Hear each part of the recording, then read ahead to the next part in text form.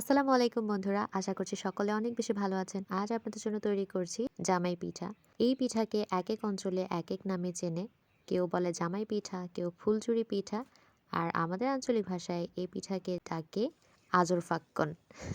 হাস্যকর না নামটা? মানে হলো ছাঁচ পিঠা। By the way, ignore the ugly mould.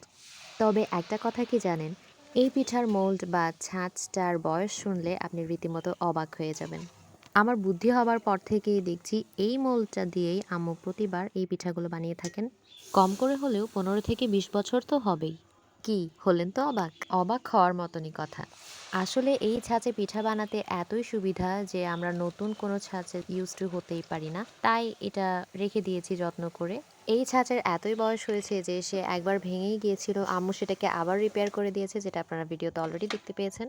এত বছর ধরে তেলে পুড়তে পুড়তে এই ছাঁচটায় এতই ভালো পিঠা ওঠে যে আমাদের এলাকাবাসীরাও মাঝে মাঝে নিয়ে যেতেন পিঠা বানানোর জন্য। দেখুন কি সুন্দর পিঠা হয়েছে, অ্যান্ড ট্রাস্ট মি, আমার একটা পিঠাও নষ্ট হয়নি।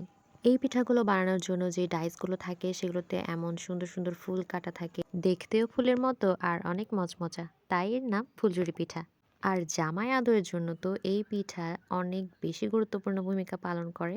প্রায় দেখা যায় নতুন জামাই এলে অথবা মেয়ের শ্বশুরবাড়িতে এই পিঠাগুলো পাঠানো হয়ে থাকে, তাই এই জন্য অনেকে এইটাকে জামাই পিঠাও বলে থাকে আমার ধারণা।